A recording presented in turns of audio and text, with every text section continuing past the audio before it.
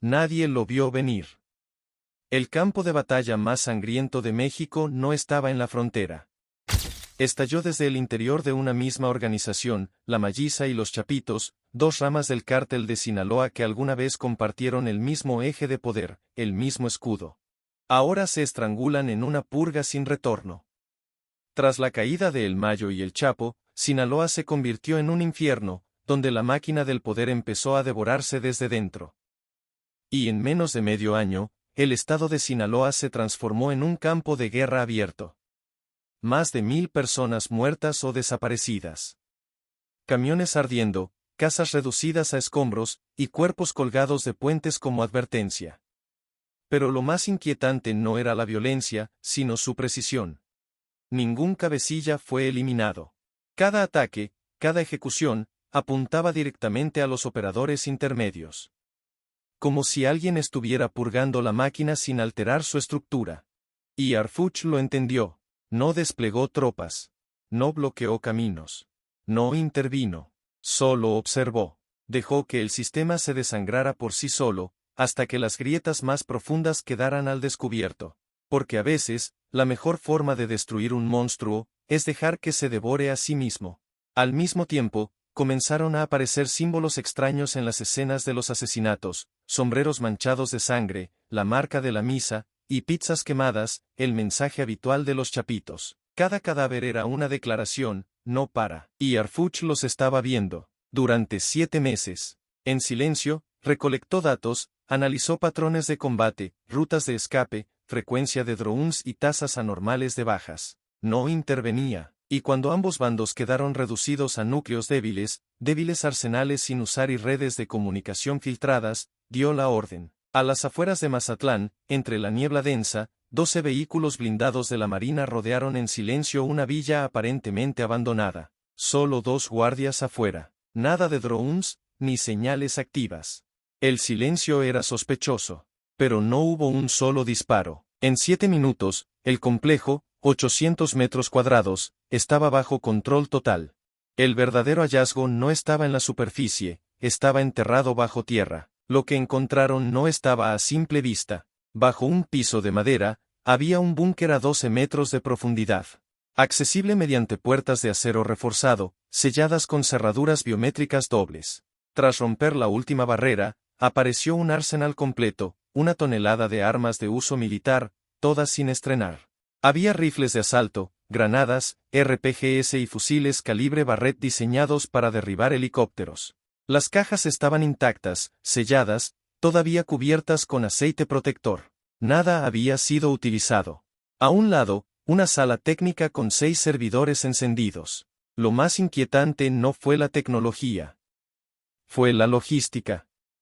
Las cajas estaban perfectamente clasificadas, etiquetadas con códigos QR. Algunas llevaban el símbolo de los Chapitos, una pizza carbonizada. Otras, el sombrero ensangrentado de la misa. Todo almacenado bajo el mismo sistema. Solo 18 minutos después de que el sistema de servidores se conectara al dispositivo de extracción. Un total de 200 archivos. Todos encriptados en formatos KDB y hex. Formatos usados exclusivamente por entidades militares o banca internacional de alto nivel. Estructuras imposibles de descifrar sin clave de hardware. El primer archivo llevaba por nombre Nexo LM-ZF Culiacán M24. Contenía un mapa detallado de movimiento de convoys blindados atravesando zonas de Culiacán. El segundo archivo era una lista de transacciones financieras. 3 cuentas en bancos panameños. Una sucursal intermedia en Letonia. Y una wallet de criptomonedas en Emiratos Árabes Unidos, registrada con una identidad falsa. El tercer archivo era un calendario de vuelos y rastreo de drones. Entre el 13 y el 22 de abril, las coordenadas de vigilancia coincidían con los puntos de enfrentamiento más cruentos entre Chapitos y Misa. Cada choque, cada muerte, cada retirada, todo estaba previsto. Nada estaba desordenado. Nada era accidental. Cada archivo era una pieza dentro de un sistema centralizado. Un cerebro que monitoreaba armas, movimientos y pagos sin identificarse con ninguna facción. Y ahora, por primera vez, Harfuch tenía el control directo del centro de mando. Pero aún no sabía quién lo había construido. Los archivos no eran simples documentos. Eran nodos activos dentro de un sistema. Y todos apuntaban al mismo origen, una sala de control sin rostro, sin coordenadas, sin huella. Durante 48 horas, nadie había tocado un teclado, nadie había iniciado sesión local. Solo un evento, una conexión remota, 2 horas antes del operativo. Triple capa de VPN. Rutas enmascaradas por Singapur y Helsinki. Nivel administrador. El código apareció una y otra vez, Z4H. No era usuario. Era una instancia. Un operador raíz incrustado en la red. No tenía cuenta asignada. No tenía IP fija. Solo una secuencia encriptada que ejecutaba órdenes logísticas, validaba identidades, sincronizaba pagos entre bancos internacionales. Estaba en todas partes. Y en ninguna. Z4H no era humano. Era sistema. Un operador invisible que controlaba rutas, armas y dinero con la precisión de un algoritmo militar. No dejaba espacio para el caos. Todo estaba medido, hasta el silencio, y al fondo del directorio maestro, apareció la clave. Protocolo Delta 13. Solo 3 líneas. Una instrucción: si una facción cae, mantener con vida a la otra el tiempo suficiente para reestructurar. No era estrategia. Era programación. Un código de continuidad diseñado para sostener la guerra. Para que nunca termine. Para que nunca se gane. Harfuch no necesitó más señales. Supo que ya no estaba enfrentando a un cártel. Estaba frente a un sistema construido para no morir. Mazatlán no solo era un punto de caída. Era un archivo viviente. Entre la tonelada de armas incautadas, más del 60% conservaban números de serie parcialmente visibles. La mayoría venía de fábricas en Texas, Arizona y California. Pero un lote completo coincidía con un reporte clasificado de la DEA, armas robadas directamente de un depósito militar estadounidense en 2020. Los códigos QR impresos en las cajas llevaban a una antigua zona industrial en McAllen, Texas, vinculada a la Operación Rápido y Furioso. Y entre las piezas más inquietantes, una vaina marcada a mano con la frase Acer 4 Survivor, relacionada con un ataque de francotiradores contra federales en Arizona en 2022. Pero lo más alarmante no era eso. Era un proyectil nuevo, nunca registrado, cuerpo perforante recubierto con polímero invisible al radar. No figuraba en ninguna base de datos de importación, ni de Estados Unidos ni de Europa. No era contrabando accidental. Era tecnología diseñada para no existir. Las pruebas lo confirmaron, no eran balas para defender, sino para acumularse. En silencio. Y ese silencio hablaba de una sola cosa: esto no era tráfico. Era preparación de una guerra que aún no ha comenzado. No eran rumores, no eran teorías, era una confesión. Durante el análisis de los archivos internos, apareció una grabación de voz. Un comando de los Chapitos. Voz reconocida. Filtrada. Encriptada. 7 palabras que cambiaban todo: no son nuestras balas, son de los que quieren que esto nunca se acabe. Una frase seca, pero definitiva. El enemigo no estaba en la mira. Estaba detrás del suministro. Empujando la guerra desde afuera. Entre los 200 archivos, los técnicos detectaron algo más. Un patrón silencioso. La mayoría de accesos remotos provenían de una sola cuenta cifrada, Z4H. Ya no era solo infraestructura, era autor activo. Z4H había enviado múltiples comandos en red, pero uno destacaba: un paquete cifrado dirigido a un usuario bajo el alias HS. No se identificaba. No respondía a ninguna IP rastreable. Solo una instrucción incrustada en el código: Protocolo Delta 13. La línea era directa. Sin explicación. Si una facción muere, mantener viva a la otra el tiempo suficiente para reestructurar. Era una orden. No era una sugerencia. Insertada dentro del sistema como un seguro, para que la guerra no se apague. Solo se reinicie. El nombre Z4H ya no estaba solo. En los archivos más profundos, comenzó a repetirse otro código, C4H. No era una extensión, era un nodo independiente, pero conectado. Los registros mostraban una ruta: Tucson-Culiacán, línea directa. Cada tramo contaba con puntos de tránsito enmascarados como estaciones de gasolina y depósitos médicos, infraestructura civil, fachadas legales. Pero los patrones térmicos decían otra cosa: carga militar, protegida, sin inspección.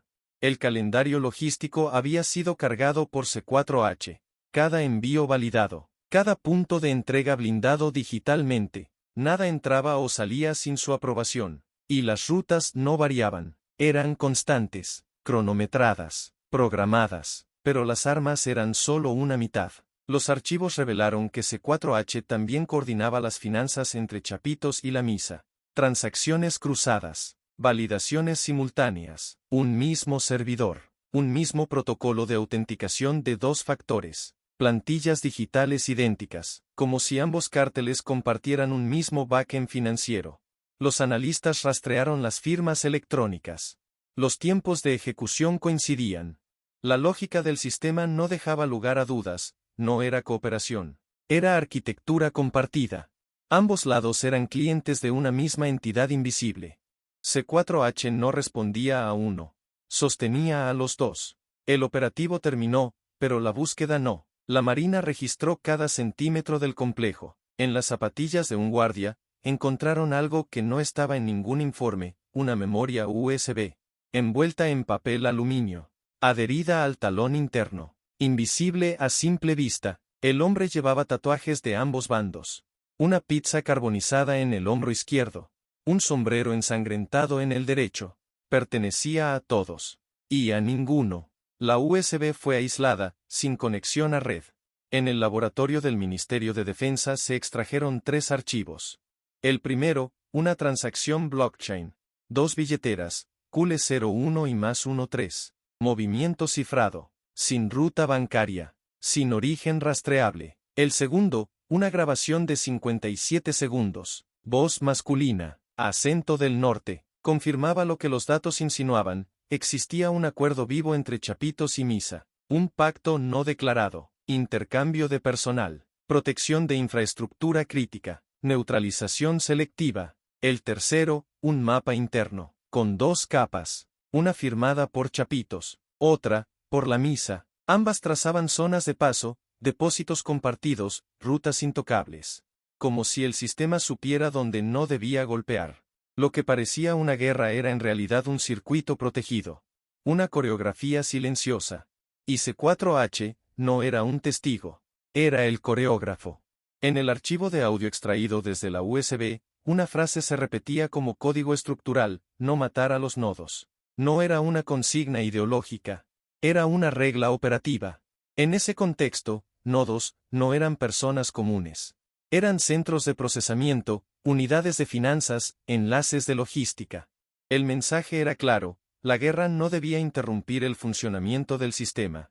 Harfuch escuchó la grabación en completo silencio. No interrumpió. No pidió contexto. Al terminar, solo dijo una frase: si aún se están dejando con vida, esto no es guerra. Es un casting. Lo entendió de inmediato. No estaban eliminando rivales. Estaban seleccionando piezas. El conflicto no era una pugna. Era un filtro. Todo comenzó a desmoronarse meses atrás. Julio de 2024. Ismael, El Mayo, Zambada, figura central de la Misa, fue capturado tras décadas en fuga. Su extradición activó un vacío instantáneo. Sin su presencia, la organización perdió cohesión. Los hilos comenzaron a soltarse, y con ellos, la estructura interna. La sucesión fue automática pero débil. El heredero, Ismael Zambada Imperial, alias Mayito Flaco, asumió el mando. Pero no tenía red, ni miedo, ni disciplina. Su nombre pesaba, pero su control no se consolidaba. Incapaz de sostenerse solo, cometió un movimiento desesperado: aliarse con el viejo enemigo de su padre, el Chapo Isidro, líder de Guasave. Fue un pacto forzado: armas, dinero, hombres, pero sin cohesión real. Una fusión improvisada. Una alianza parchada. Mientras la Misa intentaba recomponerse a golpes, los Chapitos ya se habían reordenado desde adentro. Las muertes selectivas de varios jefes intermedios limpiaron la cadena de mando. Iván Archibaldo y Jesús Alfredo tomaron el control sin resistencia. El liderazgo ya no era difuso. Era dual. Con claridad. Con foco. Y con una estrategia. Vieron en la debilidad de la Misa no una amenaza, sino una oportunidad.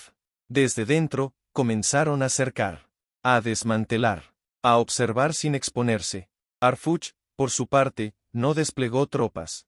Solo siguió el rastro. Mapas financieros, puntos de entrega, nodos logísticos, estaciones compartidas. Las firmas digitales, las secuencias de drones, las transferencias bancarias, todo apuntaba a una misma conclusión. Ambos bandos estaban siguiendo una misma arquitectura. No era una lucha por territorio, ni siquiera por poder. Era una colisión entre dos épocas, una donde el capo mandaba con miedo, y otra donde el sistema decidía por él. Para Harfuch, el conflicto ya no era entre hombres, era entre sistemas. Uno viejo, basado en el poder de la figura, y otro, emergente, sustentado en datos, algoritmos y estructuras anónimas. El Mayo representaba el modelo de control absoluto. Su ausencia dejó a todos los demás jugando bajo reglas que ya no entendían.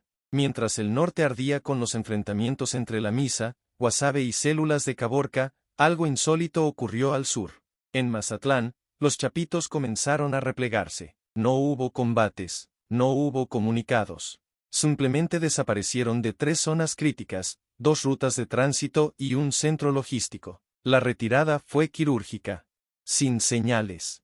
Sin resistencia, como si alguien hubiera apagado un switch. En 48 horas, todos los canales de transmisión, las cadenas de drones, las cámaras, las redes privadas, se silenciaron. No destruidas, no saboteadas, solo desconectadas. Como si el sistema se apagara a sí mismo. Harfuch envió a sus técnicos. El diagnóstico fue unánime. La red había sido desactivada mediante una orden de disolución localizada. Un comando interno. No fue resultado de intervención externa. Nadie derribó la infraestructura. Simplemente dejaron de usarla. Lo extraño fue lo que vino después. En vez de caos, hubo organización. En lugar del vacío, surgió la defensa comunitaria. Las colonias locales no se declararon fuerzas de autodefensa. No levantaron armas contra el cártel. Solo se negaron a permitir su regreso. En los barrios del sur, comenzaron a aparecer barricadas hechas con piedras, alambres, láminas de zinc, rondas de vigilancia organizadas por vecinos, turnos nocturnos, cadenas de comunicación por radio. Ni una bandera política, ni una consigna ideológica, solo un mensaje tácito: aquí ya no entran. Mazatlán había sido durante años un nodo clave en el tránsito logístico del cartel, pero ahora era otra cosa, una zona muerta, sin movimiento, sin comandos, sin señales. No era victoria militar, era una renuncia operativa, y Harfuch supo que ahí, en ese silencio absoluto, se escondía una oportunidad. El repliegue de los chapitos no dejó un vacío, dejó un espacio activo, un terreno sin órdenes, pero tampoco sin estructura. En cuestión de días, los barrios periféricos comenzaron a moverse, no como resistencia, sino como contención. En Nabolato, el fuerte y la periferia de Mazatlán, los vecinos levantaron barreras improvisadas. Llantas quemadas, vigas oxidadas, autos abandonados atravesando calles. No tenían uniforme. No llevaban insignias. No declaraban ser autodefensas, pero montaban guardias nocturnas. Organizaban rondas. Asignaban turnos. Lo más llamativo no fue la defensa. Fue el silencio. Ningún grupo reclamó liderazgo. Nadie asumió mando. Cada bloque actuaba de forma autónoma, pero con el mismo objetivo: no permitir el regreso de ningún bando. Ni chapitos, ni la Misa. La gente ya no creía en los buenos o malos. Solo quería control sobre su calle. Y entonces surgió un concepto nuevo: Telegram, grupos locales. Usuarios anónimos comenzaron a usar un término: zona espejo. Una región donde cada movimiento es observado, donde todas las señales son duplicadas, rebotadas, compartidas. No había centro de comando. El sistema era la comunidad misma. Los rumores crecieron rápido. Mazatlán ya no era zona de disputa. Era un nodo pasivo de vigilancia. Las señales de drones, las cámaras callejeras, las frecuencias civiles, todo alimentaba un cerebro de datos que nadie veía, pero que todos sostenían. Harfuch no dejó pasar la oportunidad. Sin disparar, sin enviar tropas, instaló un centro de recolección de inteligencia dentro del puerto. No llevaba nombre oficial. No tenía insignias de seguridad. Era un hub civil, diseñado para parecer una dependencia logística. Pero su función era otra. Desde ese punto, se centralizaba todo. Flujo de señales, Patrones de tránsito, rumores digitales, audio ambiental, vectores de calor. Mazatlán, el viejo punto de transferencia del cartel, ahora era un ojo, un sensor. Un satélite terrestre disfrazado de ciudad muerta. Lo que antes fue una línea de suministro, ahora era una red de datos humanos. Sin cables. Sin operadores visibles. Solo percepción compartida. Y por primera vez, en años, no era el narco quien controlaba la red, era la gente, y detrás, observando todo en tiempo real, estaba Arfuch.